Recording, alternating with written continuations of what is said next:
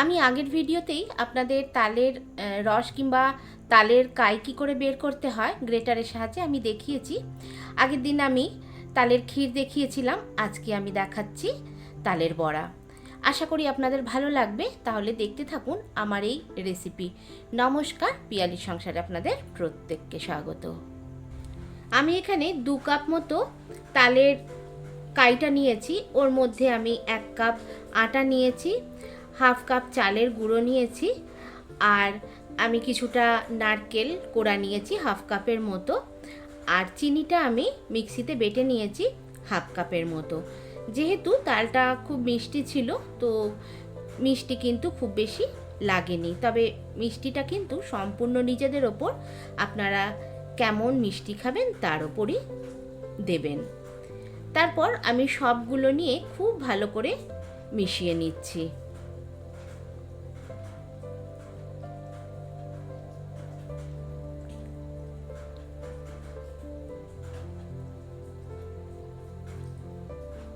আমার খুব ভালো করে মেশানো হয়ে গেছে। এরপর আমি একটু মৌরি দিয়ে দিয়েছি। মৌরিটা দিলে কিন্তু খেতে খুব ভালো লাগে। আর দেখুন, আমার মনে হয়েছে যে বাইন্ডিংটা ঠিক হয়নি, তাই আমি হাফ কাপ আটা আরও দিয়ে দিয়েছি। হাফ কাপ আটা দিয়ে আমি আবার খুব ভালো করে মিশিয়ে নিয়েছি। তারপর একটি কড়াইয়ে তেল দিয়ে, রিফাইন তেল দিয়ে গরম করে আমি যেমনি বড়া ছাড়ে ঠিক আমি ওইভাবেই বড়াগুলোকে দিয়ে দিচ্ছি। আর আঁচটা মিডিয়াম ফ্লেমেই আমি রেখেছি, খুব একদম কমেও না আর একদম বাড়িয়েও না। মিডিয়ামে রাখলে তাহলে ভেতরটাও খুব সুন্দরভাবে সেদ্ধ হয়ে যায়।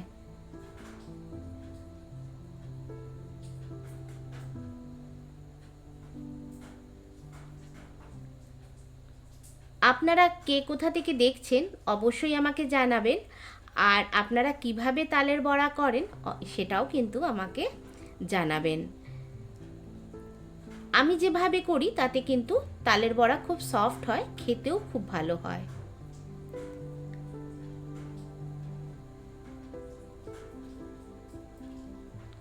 আর আমি খুব ভালোভাবে ভেজে নিয়ে লাল করে আমি নামিয়ে নিলাম। আর এইভাবেই আমি পুরোটা করেছি।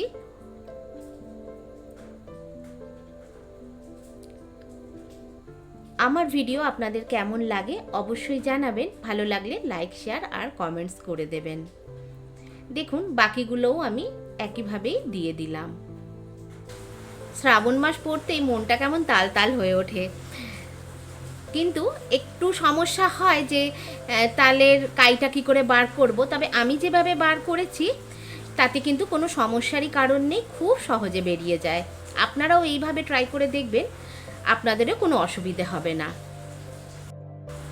বাইরে মুষলধারে বৃষ্টি পড়ছে আর আমি তালের বড়া করতে ব্যস্ত।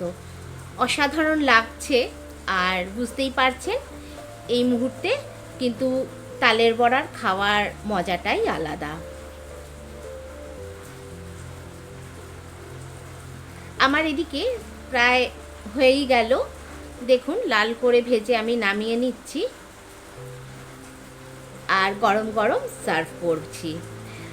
আমার রেসিপি আপনাদের কেমন লাগলো অবশ্যই জানাবেন, আর অবশ্যই আমার সঙ্গে থাকবেন। নমস্কার।